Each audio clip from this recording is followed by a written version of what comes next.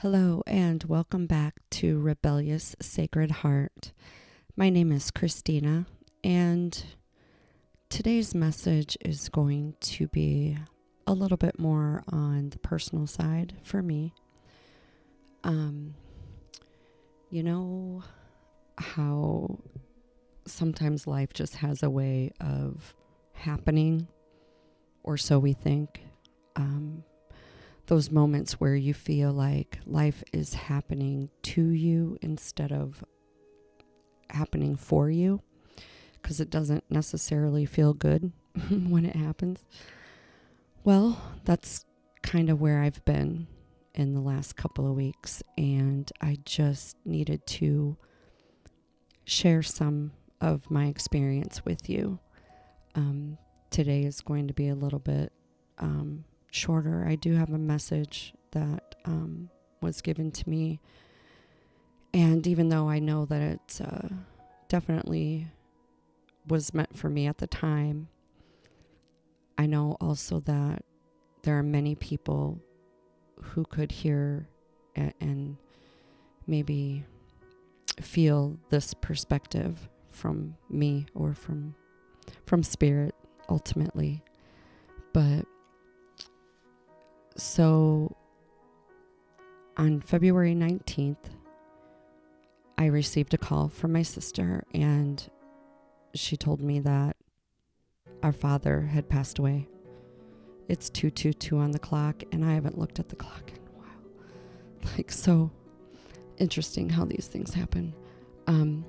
Anyways, and if you've listened to some of my past episodes, you'll probably know, or I don't know how I specifically said it, but my father and I had a different kind of relationship. I loved him very much, and I know he loved me in his way. We were basically estranged, I would say, I guess, for the last 10 to 13 years. I honestly can't remember specifically the last time I actually saw him in person. I know that he had moved away from the state, but as I'm learning things now in his death, he may not have been gone as long as I think. Anyways, he was still living somewhere else that I was unaware of, because he wouldn't tell me directly where he was, for his own reasons. That's something for another podcast. But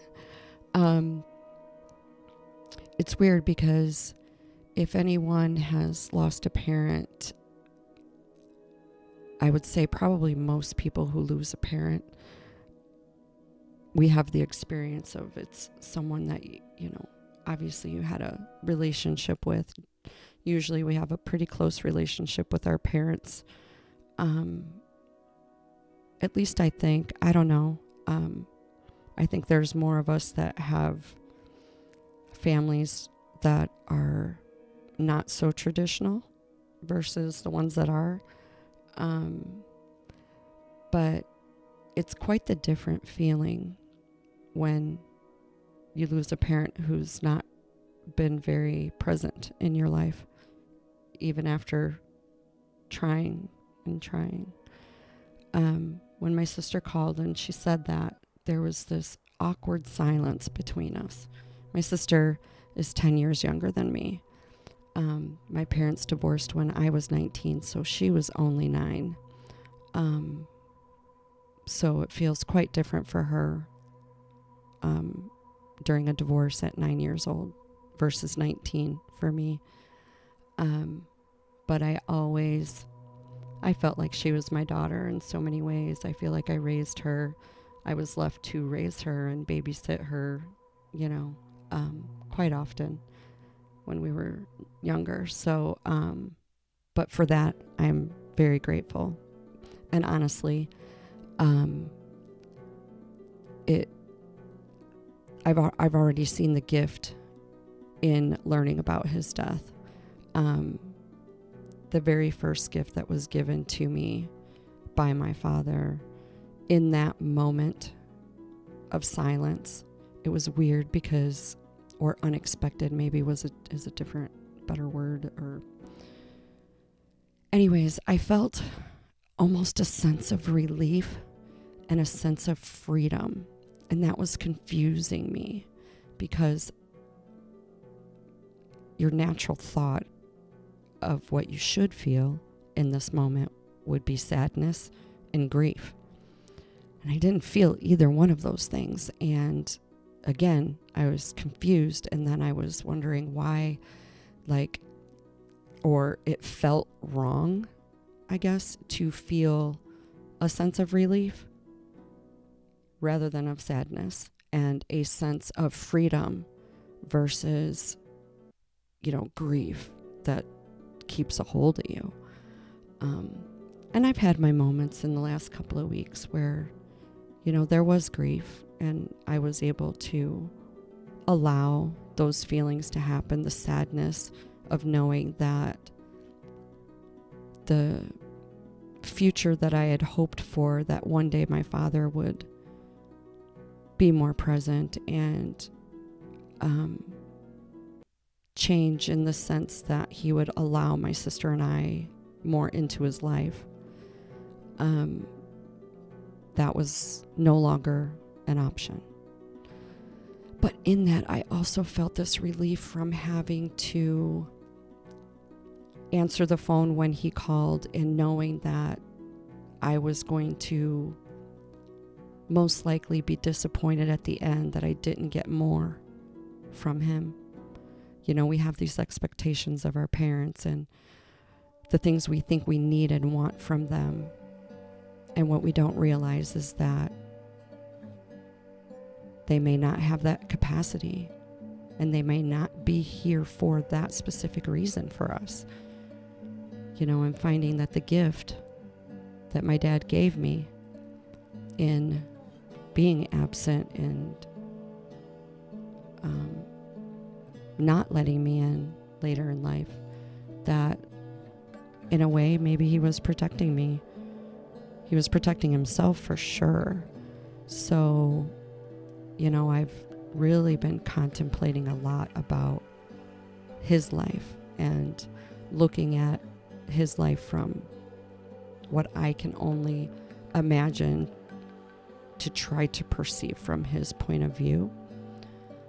And it's actually helped a lot to do that, even though I had kind of already made my peace with my father, and I did that within myself. I chose to forgive my father for what I felt he wasn't giving me as a father, that I felt like I needed as a child, and what my sister needed as a child. For all those things that I didn't understand why he wasn't there. I have no greater understanding specifically now, but I do have peace in it. I also know that it wasn't me, and it wasn't my sister. It wasn't us. It wasn't our family. That was just the way he was meant to live out this human experience. And I always have talked about, at least in my other podcast, how my grandparents were such a big part of my life and my upbringing, and how I feel that, thank God for them, because if it wasn't for them, how would I still be this awesome based on how my parents would have raised me if they were doing it alone. And I wish I would have really thought about this a little bit more, but it's okay. My dad is actually the reason, a big reason, of why I am the way I am and why I have the heart that I have. My dad had a huge heart. He really did. I knew it. I felt it. I knew what was in his heart, even though it didn't always appear that way on the surface. My dad was always fun and funny, and he told great stories. even though I thought a lot of them were true and they weren't. That's not the point that I'm trying to make here. But he was easy to talk to. He was just a fun person to be around. I could see that in the people that he hung out with. I could see that in my mom when they were married. Like, my dad was a good man. He never raised his hand or laid a hand on any of us. Not my mom, not my sister, nor I. And knowing that he came from a family of abuse, where he was abused as a child. He also watched his older brother be abused as a child. And he also had to watch his mother be abused as a child by their father. And, you know, the fact that my dad did not ever, he rarely even raised his voice. In fact, when he was upset with me, I remember this one time, because there weren't that many, that it really felt like he was upset. But he sat down next to me on my bed after I came home, way after curfew, like maybe even the next day. And he sat down next to me and he put his hand on my knee and he said, you know, Christina, I'm just disappointed in you. I'm disappointed in your decision. And like that, just that alone, like broke my heart. My mom was a little bit more vocal in the sense that she would raise her voice more and maybe do a little yelling here and there. And, you know, she had her own things that she was going through at that time. But my dad was always the fun, happy, and calm one. Like, you could just talk to him. I always felt safe with him. And I do have so many great memories. In fact, I got more than my sister. And I wish she could have seen more of the heart of our Father, because she's got it too. And so, again, I guess I'm focusing and seeing how life plays itself out here. And we just don't take the time or think about how it's connected it all is. Because I think about like the episode that I did, I don't remember when, I think in January. Anyways, the path of transformation. And if any of you've heard that, I talked about how a lot of our fears and the negativity, the self-deprecation that we do, how we don't talk to ourselves very well, all that stuff comes from childhood, and that's, you know, about peeling the onion away, all the layers to get to the origin. Well, I had been doing all that work. Obviously, I was talking about it. And here I am now in the aftermath of I don't know if that's, in the feelings that I'm having and the thoughts and just the retrospection of the life and death of my father, as I'm finding the gifts within his death. And like, the death of a parent can be a very transformative moment for people in their lives. Death of anyone, but especially a parent or a child. I think those are our most heartfelt relationships that we generally have. But like, to find the gifts in his death, I'm almost seeing there's so, like, I'm just starting to find them. And I feel like my dad's been all around me during this time. And I've almost felt closer to him in the last 2 weeks than I have felt with him in the last 20, 30 years, if I'm being honest. And so there's a piece of me, actually, I just feel happy. I feel not happy that he died, obviously, but happy that I get to see him now from a different point of view and a different perspective. Because you know what? He visited me the day that he transitioned, and I know he did. I just know it. You know how you know things? Well, this is one of those. So I mentioned that I found out on the 19th. It was the evening of the 19th. It was at 8:58 p.m. on Wednesday, the 19th of February. And the first gift that I found in that moment after finding out was the realization that of what happened to me on the morning of Valentine's Day.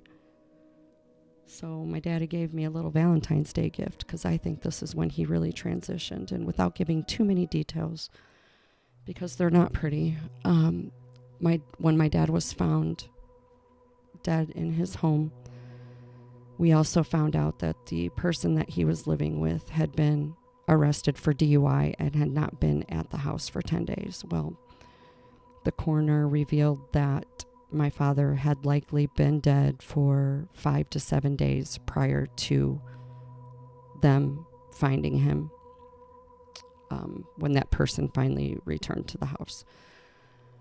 So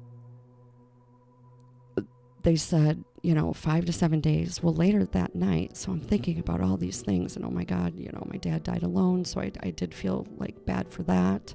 I felt sorry for that moment. But then I remembered something that I wrote down in my dream journal, even though it wasn't a dream. I wrote it down there so I wouldn't forget. So I ran up to my office and pulled out my dream journal and went to February 14th because I'm going to share with you what I wrote on that day. First thing in the morning when I woke up all the way, I wrote it down. And what I wrote is this.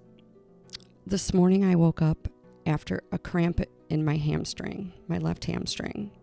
And as I was stretching it out, I turned over to lay on my back, eyes still closed and half asleep, only awake due to the pain. As I was laying there, it felt like someone blew in my ear. Like, how when someone blows in your ear, like, purposefully? That's what it felt like. And I laid there with my eyes closed, and I thought about it. And I'm like, okay, who's here with me? Kept my eyes closed. And then my mind starts going. So, I'm trying to rationalize it.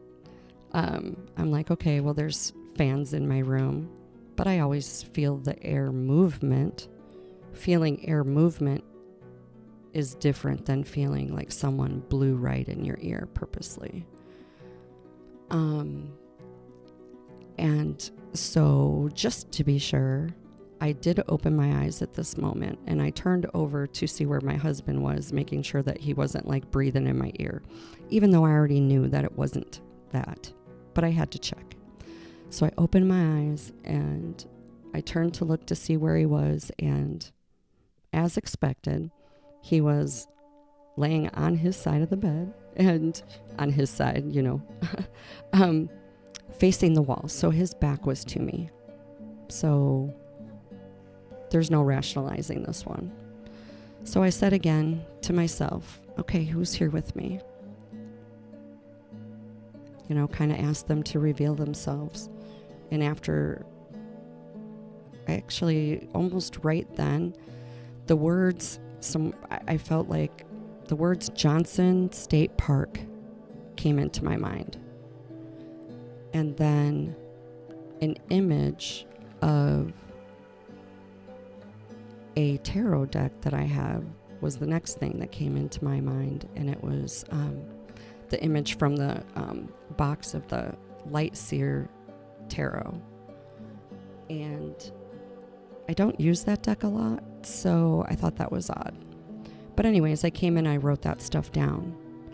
And because when things don't make sense to me, even sometimes when they do, actually I write everything down. I'm a journaler. But so I wrote it all down so I wouldn't forget. I did actually take the time, just a little bit of time, to look up Johnson State Park to see what came up. I had a feeling there was probably one in every state, but the first two that came up was one, it was in Florida. And I thought, oh, well, that's interesting. I just met somebody from Florida in my Waters Above University group and love her and hit it off immediately. Almost like I feel like we were meant to meet again in this life kind of connection. So I see that and I'm thinking about it, but I don't see how it really relates. Plus, I asked her about it and she was unaware. It didn't mean anything to her. I also have a friend in Texas that, oh, you met her, actually. That's Lori, that I did a podcast with a few weeks ago, like maybe a week before all of this happened, early in February, I think. Anyways, I called her because the other one that came up was in Texas, Johnson State Park in Texas. And I mentioned it to her and it didn't mean anything to her either. And it was like 2.5 hours from her house. So it wasn't anything she was familiar with. So I'm like, okay. I just left it. Well, after I found out that my father died, so I come up here and I look at that and I'm like, okay, well, if Dad was already gone for 5 to 7 days prior to them calling me the evening of the 19th, the morning of the 14th makes it almost 6 days, between 5 and 6 days, that he died. And the coroner said 5 to 7 days. So I'm like, that was my dad. And that gave me so much joy in that moment. It still gives me joy just thinking about it. That he did. He came to me and he blew a kiss in my ear. He let me know that he was here because he knew I would recognize it. Even though I didn't get it right away, he knew. He knew I would recognize it. And that, oh, that feels so good. Honestly, I love that. And then, so I put in Johnson State Park because I found out that he was living in Tennessee. And just so happens that while it's not called Johnson State Park, there's a Johnson Park that was in the closest town from where he lived and the town that he would have had to go to. And what I found out later, that the town that he used to go to have breakfast and, any errands that he had was always in Paris, Tennessee. And there is a Johnson Park, I believe, right on the lake there. And you can't tell me that's a coincidence. Like, I was already at that point getting messages and not even realizing that they were from my dad. And that's beautiful. So the next thing I want to share with you, because you know how I am with my signs and synchronicities. So there's a couple of them right there. Thank you, Dad. Thank you, Dad, for those. On Thursday, the morning after I found out of his passing, it's been a rough couple of weeks, in and out of different feelings. Different feelings that's hard to know what to do with because they're different. I'll talk more about it later. I can't help it. Sorry. But anyways, so the card that I pulled out the Earth Warriors Oracle deck by Elena Fairchild, and looking for message, something to help guide me from spirit about what was happening and trying to process my father's death and how I should feel about it. And the card that came out was number 19. Now remember, I found out on the 19th that he passed away. So right away I was like, oh, I love how spirit communicates with me. But then I read the first line and I had to send it to my sister because I knew she needed this too. So this is what I'm going to share with you, was the message for me that day, and could be a message for many of you because it usually is. This card is number 19, called Shakana, time to cross the threshold. And the message reads as follows. A threshold appears, bringing an ending so complete that it is no longer possible to return to what has been. The light of the stars is your faithful guide into this new world. As you trust in your divine connection, deconstructed forms shall reshape themselves into relevant, helpful, and beautiful new ways of living, thriving, and expressing your true self. Trust in your strangest ideas, in that which is different, inspired, or unconventional. This crossing is a healing and furthers the activation of your divine potential. So, yeah, they're alone. It's so fitting, perfectly, as always, divine messages. So it continues and says, in a reading, this oracle means that change is afoot. You won't feel in control of the process. They ain't lying.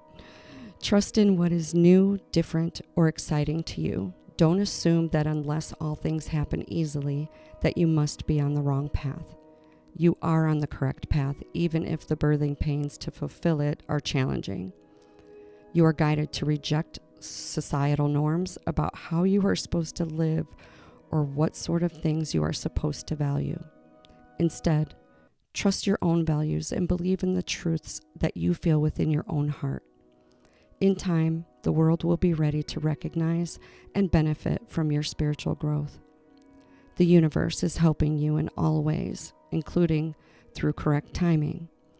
At the right moment, you will leave the past behind, enter the fullness of the present, and open to the brightness of your future. Shikana refers to the multifaceted cross of the Incan tradition.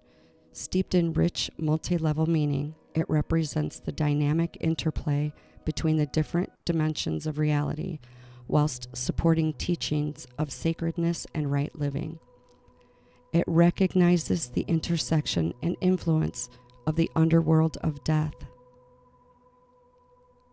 Aku Paka, or Pacha, the middle world of human life, Ke Pacha, and the divine world of the gods, and a heavenly afterlife, Hanan Pacha. It resonates deeply with the soul knowledge that human existence is in spiritual intimacy with the greater workings of life and death, heavenly and earthly consciousness. The oracle of Shikana comes as a portent of crossing, a spiritual bridge between one world and another. The purpose of this crossing is to increase spiritual light within you and promote evolutionary revolution, a kind of healing alchemy which cannot be undone. Shikana is an oracle of destiny, of events unfolding according to the greater movements of the heavens. This is a sign of a blessing that requires conscious human participation so that the loving will of the heavens can manifest in the world for the benefit of all. Through how you choose to live, think, and act, this sacred shift can benefit many lives, including your own. This oracle is a sign that destiny will meet with your efforts. The result of this sacred convergence shall be the fulfillment of an inner potential brought to life in the world. When your journey requires you to stand apart from the crowd, don't be afraid to embrace your outsider status and the freedom it bestows upon you to think differently and objectively analyze what isn't working with the clarity that comes with a more distant point of observation. Your unconventional views may cause discomfort to some at first, but it is of the good sort. This sort of discomfort can stimulate a healing crisis in a divine disruption that cracks faulty belief systems, making way for the inspired innovation and radical improvement. It is through the failure of that which cannot take us where we need to go that new ideas can come to the fore. There is no need to fear things not working out as we had anticipated. It is often mistaken as the universe saying no, but it is really saying there is a better way. There will be those who lead humanity into the new world and those who try to hold on to the certainty of the familiar. You are part of the spiritual spearhead piercing through the unhealthy paradigms. Do not be disheartened by the absence of support, nor by risk or the possibility that the birthing of your idea may take a bit longer than you wished. Do not be concerned if most do not yet understand where you are coming from, or if resources are scarce at this time, while other more recognized or conventional viewpoints are granted more support.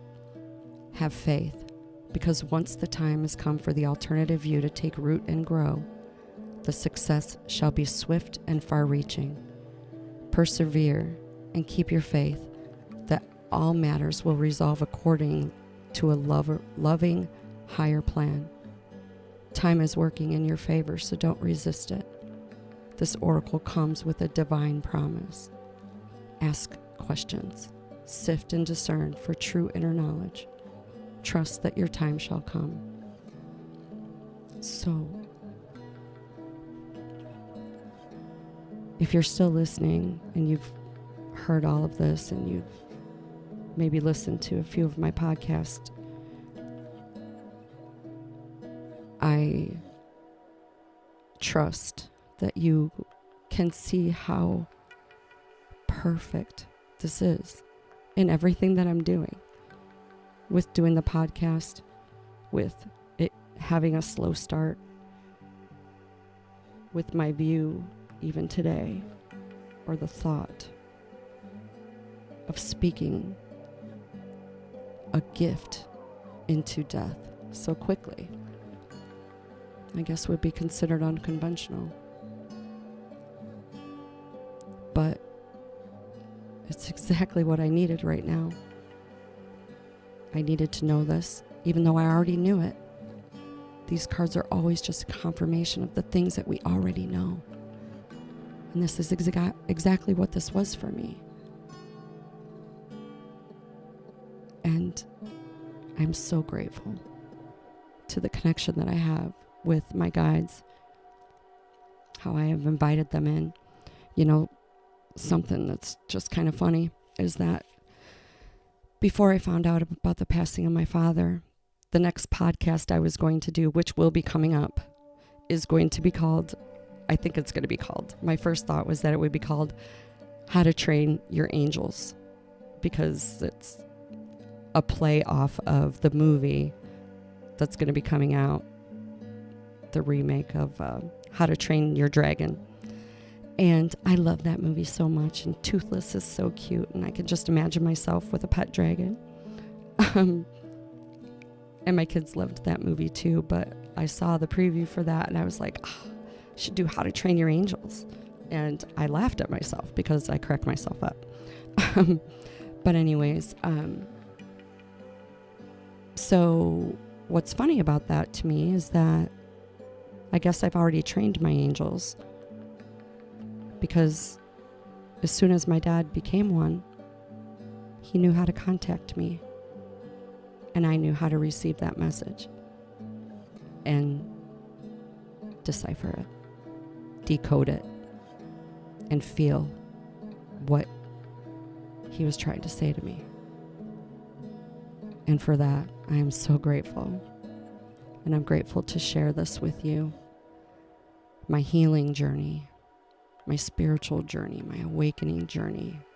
Like, there are so many gifts that I have yet to uncover and unwrap in this whole process with my father. One of the other things that came to my mind after he passed was that I actually got excited. And this was before I even realized I had forgotten about the blowing in the ear thing, because I was still in a state of shock. But right away I thought, oh my God, like,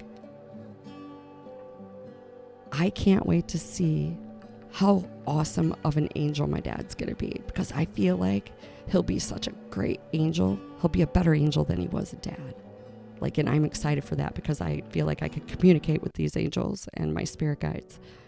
And I wasn't getting through to my dad here on the earth plane. So what better way to have a new relationship with him? And then when I realized the blowing in the ear thing, I'm like, oh my God, yes, it already happened.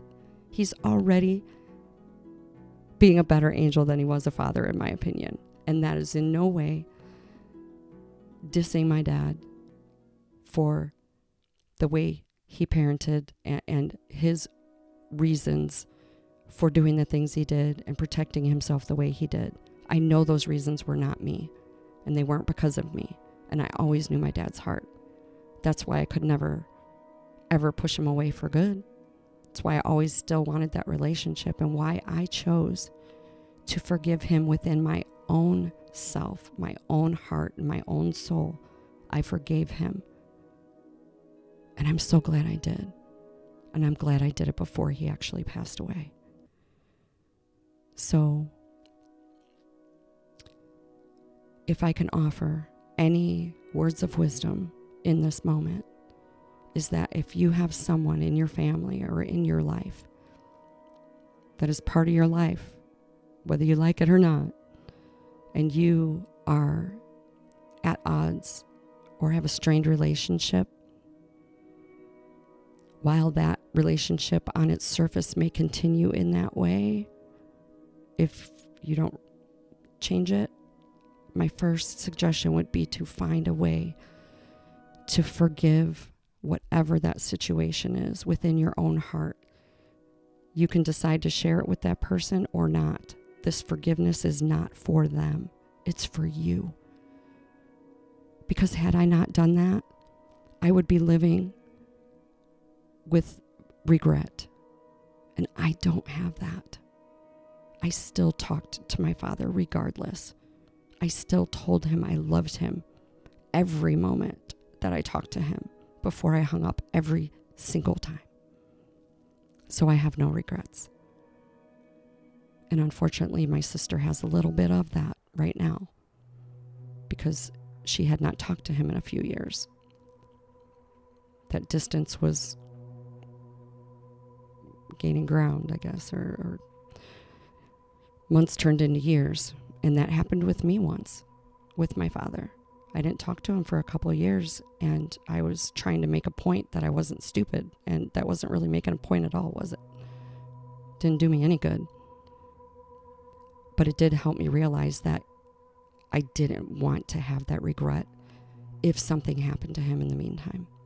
Because I couldn't verify anything about where he was, what his living situation was, what his health was. I had no way to verify any of that. He would not let me in there. And so I had to reconcile that within my own heart. So if you can find a way to reconcile any differences you have with family or friends or actually anybody, you should do that. I would highly, highly recommend that because it will be helpful for you, for your heart, for your soul while you're on this journey. So do yourself a favor. Give yourself a gift by forgiving others. Again, you don't have to tell them about it. This is for you. Just do it. You'll be glad you did. And on that note, I'm going to sign off for now. I love you all. Thank you all for those who have reached out. A lot of people still don't know, but I thank you all. I am so grateful for your love and support. It means the world to me. And luckily, my dad gave me a big enough heart for everybody. So here's to you, Dad. I love you.